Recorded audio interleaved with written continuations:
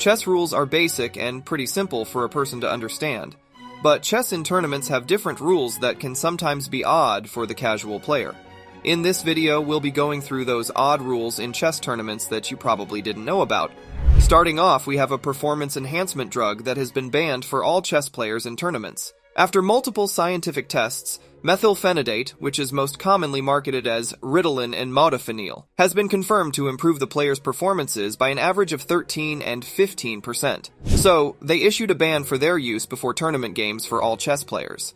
This might sound fair considering it created a disadvantage between players, but this next rule might spark anger in some people. Female players must wear skirts that are no shorter than 4 inches above the knee, and only the first and second buttons on a blouse may be open to hide cleavage. Wearing a tight-fitting dress with a plunging neckline is certainly one way to distract your opponent in a game of chess. The European Chess Union put this rule in effect after some women turned up dressed like someone going to the beach, provoking comments among the men. Cell phone ringing. Without the permission of the arbiter, a player is forbidden to have a mobile phone or other electronic means of communication in the playing venue unless they are completely switched off. If any such device produces a sound, the player shall lose the game. However, if the opponent cannot win the game by any series of legal moves, his score will be a draw. This is a pretty fair rule considering how easy it would be to cheat. Similar to cell phones, smartwatches have also been banned from chess tournaments. Only in India has the National Federation chosen to ban all watches, presumably to save arbiters from having to check every competitor's watch. This next rule is fairly common between people, but it is strictly applied in tournaments and not so much in regular games you might play with your friends. The double hand rule. A player is not allowed to play a move with one hand and click the clock with another. If you have played a move with your right hand, and then proceed to hit the clock with your left hand, your opponent can stop the clock and tell the arbiter about the rule break. The arbiter will give you one warning plus add some time to the opponent's clock in some cases, but doing it a second time will lead to an immediate loss of the game. Pawn promotion. Some players usually don't know, but there is a double hand rule even in pawn promotion. You can't use both your hands. You have to use the same hand to pick a piece from outside the board, place it on a promoted square, pick your pawn with that same hand to take it off the board, and also click the clock exactly with that same hand. So you better train that hand before going to a tournament. You're going to use it quite a lot. Next, we have a rule regarding playing an illegal or wrong move. If you play a wrong move, for example, you moved the knight in a wrong way, moved some other piece when your king is in check, or any other wrong or illegal move, your opponent can stop the clock and call the arbiter on the board to handle the situation. The arbiter will give you one warning and add time to the opponent's clock, and same as double hand rule, there won't be a second chance. If you do it again, you will lose the game. The 50 moves rule. The 50 moves rule is another lesser-known rule in chess that can result in a draw. The rule states that if both players have made 50 moves without a capture or a pawn move, a player can claim a draw. This rule is in place to prevent players from endlessly playing on in a position that cannot be won, such as a king and pawn versus a king endgame. If a player believes that 50 moves have been played without a capture or pawn move, they can claim a draw by stopping the clock and asking the arbiter to verify the moves.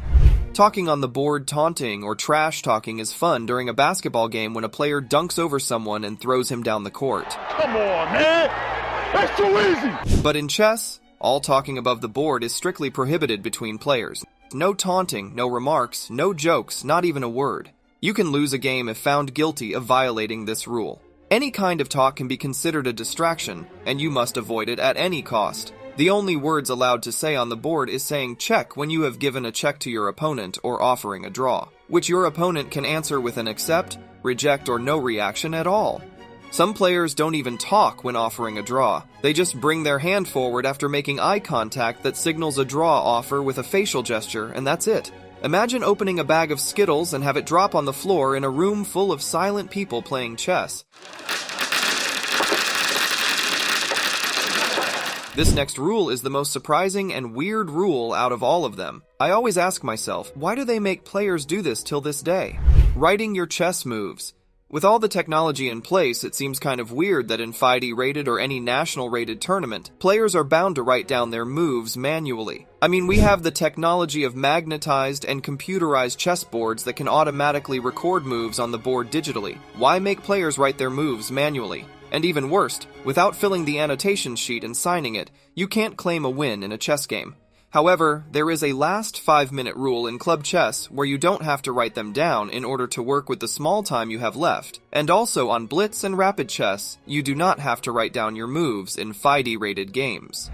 The touch move rule. The touch move rule is one of the most important rules in chess. Simply put, the touch move rule states that if a player touches one of their pieces, they must move that piece if it has a legal move. This rule prevents players from touching pieces without the intention of moving them, which could be used to intimidate or mislead their opponents.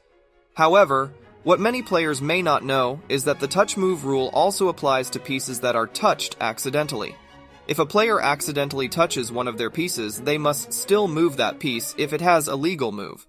Another part of the touch move rule is when castling, the king must be the first piece touched. If you touch the rook, you must move it, which screws up the castle. And finally, we have the threefold repetition rule.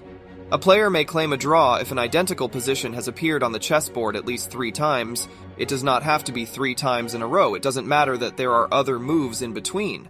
What matters is that this exact position happened 3 times. On the 3rd time, it is declared a draw. If you suspect a threefold repetition, you can call in a tournament official to stop the clock and review the claim, and either have you continue the game if your claim is wrong, or declare a draw. There is no penalty for an incorrect claim of threefold repetition, and a tournament official will observe the next 6 moves of the game. Did you know these rules before watching this video? Maybe some of them? I hope you learned something new anyway, and enjoyed watching. Make sure you subscribe.